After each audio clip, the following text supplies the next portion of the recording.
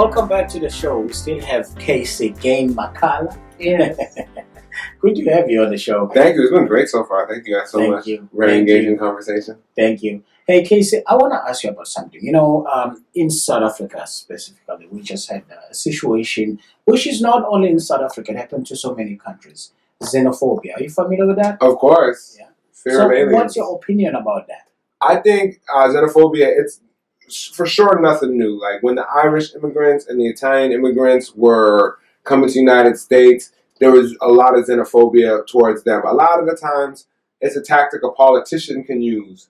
So if they have a problem, it's really easy to blame the immigrant. So if you have a bad economy, you can say, hey, these immigrants are taking our jobs. Right. Maybe not necessarily true. Or if you could say, hey, these immigrants are bringing crime or rape, when that's not necessarily true. But it's usually the rapists that say that. It's usually people who don't go looking for jobs that say people are coming to take our jobs. Exactly. Or the jobs that they would take. So it's a tactic that's been going on. I'm sure it was going on in Greece. Oh, the Spartans are coming to Athens to take our jobs. They're bringing crime, Yeah. So it's a very easy tactic for politicians to use to kind of gain a base and divert attention from the realities of the country. Yes. And I feel one thing about immigration, too, is that sometimes it can be bad for the countries because you're getting all the best and the brightest people from one country is all going to England, Canada, the U.S., the first world, and then they're contributing to there. I would like to see a structure and a culture where you can keep all the best artists, scientists, businessmen contributing to the countries where there are. So you mean the countries of origin? Origin, yeah. But I think, xenophobia is a very easy tactic for politicians to use to kind of rile up a base. Yeah. And it's always easy to have a scapegoat for any problem. So that's where xenophobia comes from. Because a lot of it comes from politicians and the media. It's not a natural thing. I think people embrace different cultures naturally. Yes. So they're egged on. I think, that's why Jamaica is great. Because you had the African slaves and the African culture that came in, and you might have like a bit of the European school system, European melodies for music. And of course, it's not worth it for slavery, but the combinate, and then you would have the Chinese immigrants come in, and then the South Asian immigrants would bring in the ganja and the curry. Yes. And most societies are kind of, not really like Japan, which is a dying society. It's some type of immigration is going on, especially a lot of Europe, inter-Africa. There's a lot of Nigerians in South Africa now. I think there's a lot of xenophobia towards them, and it's natural. But the xenophobic, if you're a victim of xenophobia, your kid might be contributing to that society. So if the people in the 20s, they might have hated the Italians, but now everybody loves pizza. So so it's kind of. It's a natural evolution of society. I wish it wouldn't have happened that way, but it's a scapegoat and an easy quest for politicians, and they know they can keep coming back to it. So you think the only way that we can be conquered as Americans is if we can be conquered and divided is if we keep on fighting each other over race? Over race, but there was if you look at it, you might have the Hutus and the Tutus in Rwanda. You might have the Igbos and the Yorubas in Nigeria, the Hosa and the Zulus in South Africa. So it's not always race; it's culture. It's a group. And when I write about it in my book, I say a lot of the times in African countries, the kind of colonizers would come in and they would take the tribes and make them political parties. So you'd have kind of weak governments where it was fragile and easy to exploit. In Jamaica, they kind of took the political parties, the PNP and the JLP, and they kind of turned them into tribes. So in Jamaica, you have a whole town here that's all PNP and all JLP, and then they'll fight each other. So it's a divide and conquer by anything, by language, by culture, by religion, by location. It's a kind of another easy way to kind of take control is by dividing the population. Yes, true. Do you think Trump is doing that to us?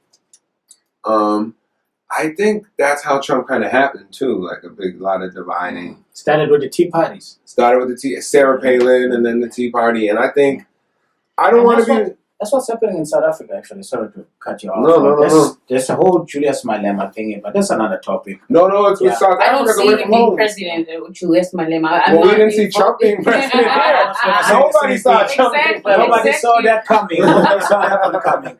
So you I kept saying to myself, I'm going to wake up and this is going to be a dream. This is a dream. Like, I can't believe it. I think there's going to be a point where they're like, you're punked. No, but it seems like it's reality to me, just like Brexit. Nobody really saw Brexit coming. I think know. There's a so kind quickly. No, I think like we've had a long time where we kind of progressed, and we had apartheid, and we got rid of apartheid. We might have had segregation in the United States. We might have had colonialization, and then for a while, I think there was a big moment in the '60s to say, "Hey, we're fed up with this."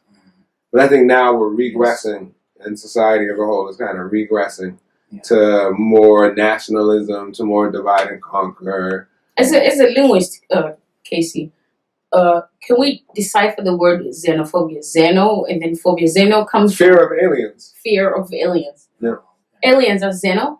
Like I did. So interesting. Have you guys, of course, seen District 9? Yeah, I've seen this. But originally there was a short movie Neil Blomkamp did for District 9. And what he did is he took clips of South Africans talking about Nigerians. Mm-hmm. And then he would put aliens for them. So the original clip was actual real footage of xenophobia in South Africa, but he spliced the aliens in to make it look like the South Africans were talking about aliens when they were really just talking about immigrants.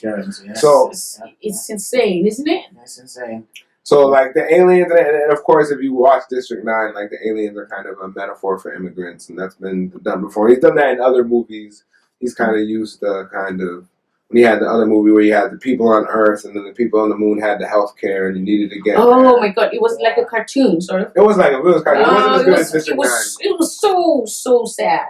It was very sad, heart-wrenching. but if you think about that, it was a kind of metaphor for like a poor family in Mexico who can't get health care. Yeah. And the only way they might be able to have their family survive would be to come to the United States. So It's crazy. It's crazy. So that's why I see xenophobia, like aliens and aliens. That's always been like a metaphor in science fiction.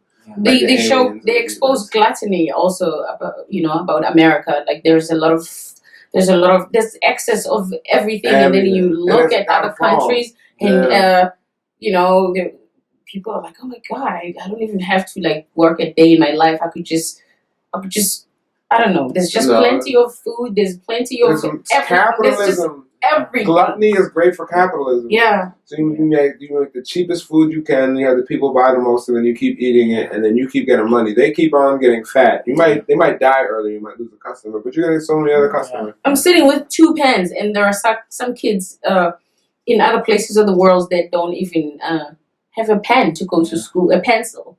It's like a struggle. Yeah. No, definitely. And if you watch TV, you don't see too much of, like every once in a while you might have a City of Gods or Harder They Come or Sotsi where you could really remind you to be humble again. They glorify crime, those movies, don't you think? Not really, not all the time. I think they're doing glorifying and examining it, and a lot of times we end up falling in love with the villain. We do, because that's what the movie's supposed to do. But I think that's who like poor people might identify with the villain. Like even in another movie like Scarface might have been like a villain, but we love him, right? Yeah, because I mean, I'm not saying I. No, like I love if you go to there are people who have like tattoos. They have jackets. They oh my God, all the time like he's a real character. Right. But he's just a guy from Hollywood. And I think that's a lot of the time because people from poor backgrounds might relate to a lot criminality, of stuff. as they might see it as it's the just only way happened out. so many times. That's just how the life is, Yeah, that's true. So, but no, you are right, and I think even in rap music and some types of dancehall reggae, you do get a glorification of the bad man or the gunman and the violence behind it. I'm glad you touched rap music. Where do you find rap music to be these days? Do you find that rap music these days is more corrupt, or there's not much excitement anymore in rap music than there was maybe, let's say, 2 decades ago? 2 decades ago was amazing. You had a real and I think you might have had like a golden era of jazz when you might have had like Miles and John Coltrane and Max Roach and all Dizzy Gillespie and all those guys playing together. And then you might have had a great era of rock and roll in the 60s. So I think different forms of music kind of oscillate, but I think there is really good rap out here. But the industry has become so corrupt, and it's all about money and formulas. So the hip hop hero on now, like Tribe Called Quest. Yes. But I've been listening to Taylor Swift recently. Of course. He's got the soft side. Yeah, it's because I love so much old music, and my mother, she had me go on my Lady System Glazo. So wait, did you just like break up with someone and you're about to write a song about them? No, I listen to the love songs. Oh. She has love songs and breakup songs. I listen to maybe one break song. Oh, okay. So no, I listen to Sade when I break up. Oh, don't we love Sade? Sade is great for post breakup depression. Oh yeah, she's great. Oh, I know. Isn't it great to like wallow in I'm sorry. Forgive me. Can't hate you.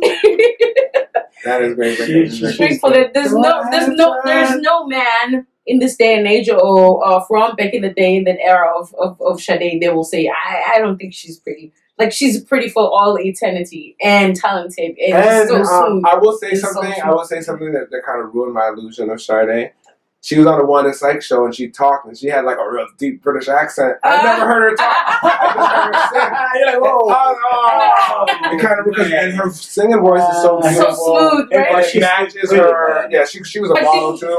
But didn't it make you like her even more? No. You expect her to be what you saw. I wanted her to sing. I sort of expected that for some reason.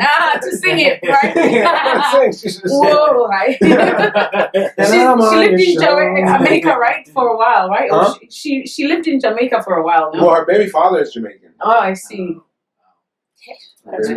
So her child is half Jamaican. She's half Nigerian, half English, I think. Yeah. She is. She's great. I heard Drake took a picture with her. That's like the big news on the internet. Nice. Oh, go for Drake. Could be a cousin. But did you guys see the movie that Drake shot in South Africa? No, I know he loves South Africa. It's great. No, he did a movie, and it's like a combination of like he brought popcorn there. It's like kind of like from Jamaica. Yeah. Have you ever seen the movie Indecent Proposal with Robert Redford and Demi Moore? It's like they take that storyline, but he has a beautiful South African girl, and then there's some gangster who wants her. Who's the prostitute? Is the South African girl? It's like his girl. Well, yeah, I guess she's a prostitute. But she's his wife, her prostitute. But that's $1 million. That's $1 million. Casey, if I were married to you and Robert De Niro came to you and said he would pay you $1 million to have sex with me for one night, if I wanted to, you're tempted. You're dangerous. But then I'd have to get a pass too. I know. That's how it works. Hey, you know what? We are having so much fun. It's hard to stop. But let's get to. I just wanted to know about. We moved here as immigrants from South Africa, right. And a whole load of other Africans and other people from different spheres, they come in here to make a living or to go to first world countries, if you want to call it that way. You are a scholar. You are a very educated man. You probably have... Very talented man. Exactly, very talented man. What would be your advice to... I would say right now, and what I'm seeing, like, because when I went to Columbia University, and I would see all the students in like the engineering department who were black were African. Because they worked hard at math and worked hard at science. And I see right now we have a level of entrepreneurialism with the startups and all these technology startup companies, and they're so white. But then you've seen so many innovative African people who can, use wind turbines or make their own cars from scratch. So I think using that kind of innovation, like a job, a lot of the time you might come here and you say, you're going to need a job to feed your family, feed this. Mm-hmm. But to kind of focus on starting your own businesses. Because if you look at the Chinese, if you look at the Arabs, and they have their own stores, their own this, their own that. On top of being super intelligent with other stuff. And one thing the Koreans do that I think would be great if African immigrants do is they have like a group of like 20 family members. They'll pool all their money, and then one of them takes the money and they buy a store. Then they pool all their money, and then so kind of uniting. Oh yeah, Well, we have a long way to go. We do have a long way to go, but you got to start. You got to start if you're going to get there. I know, but we can't worry about how long it is when you start. Yeah. I think we've been trying. We have things like called stock fail. No, I'd say a lot of people might say ruined a lot. We have been ruined a lot by the bootleg DVDs kind of hurt once they kind of went away. But now you have that the Amazon Fire Sticks. You know what I'm saying? Too, so there's always there's always a way. When there's a way, Nigerians kind of invented scamming. And what I see in Jamaica, and you see these scammers, and they run these financial scams, and they rip people off. If you could use that same innovation used to rip people off to sell them something even a little bit. Yeah. Better than kettle that I left by my No, don't just rip them off. Sell them African pendant. Yeah. And get I mean, right? Something, right? If you think about a lot of these products too that just pop up in the stores, most of them they're not meant to live or last forever. It's just a total rip-off. And you pay something for $10 and then 2 days later it's broken, but still you're like, oh, I had fun. You know, they will make these sneakers in China for $9 and sell them for $200 in the United States because it's all about branding and hustling. If you could brand your cup, this isn't a regular cup. This is a Versace Super Illuminati Rich $1 Million cup. Puff Daddy drinks with it, and then sell it, and then people will want to drink. I got my Puff Daddy. You ain't balling like me. Yeah, that's a whack ass regular cup. You like this regular cup. Well, guys, we had a lot of fun. We gotta wrap up. It was so much fun, Casey. Thank you. I'm just gonna plug my book one more time. Great book for Africa. Yeah, great because like Jamaica is very outside of Africa. It's very similar. So a lot of the same stuff the CIA was doing in Africa, they did in Jamaica, and a lot of this does go into Angola and South Africa. So I represent all my South African brothers and sisters, as well as my African brothers and sisters, to kind of read it. Because Jamaica has always kind of, since Marcus Garvey, since Bob Marley, has standed in solidarity with Africa as kind of, because I think Haiti tried to join the African Union. Yeah, and it was because of Caribbean countries. There's a lot of solidarity between Caribbean countries. So we're the first to gain their independence, right? Haiti, they fought for it. Yeah, they fought for it. Where can they get this book? Amazon, Barnes and Nobles, Walmart. So if you're, depending on where you are, if you're in the States, Amazon, Barnes and Nobles, Walmart. If you're overseas, Amazon probably, if you get it mailed. Inside the CIA's Secret War in Jamaica. Jamaica, man. Yes, by Casey Gane, McCullough. That's him. Yeah. Thank you so much. Thank you guys so much for having me. Well, folks, thank you for watching our show. This is the Home Away Show with me, Cooley and Keswa. And we really appreciate our studio guest, Casey. We really appreciate you. If you want to watch this show, you can actually watch it on YouTube. It's going to be available on YouTube on Home Away Show. You can watch this show. And we still have a lot more shows for you. Between me and Keswa and Sipo, we're organizing something good for you guys to watch. Please send us comments on Facebook. You can get us on Home Away Show. And you can also reach us on Twitter and Instagram at Home Away Show. We really appreciate you watching this show. We really appreciate all the support. Thank you so much. Thank you very much. We'll see you next time. Thank you, Casey. Thank you guys so much.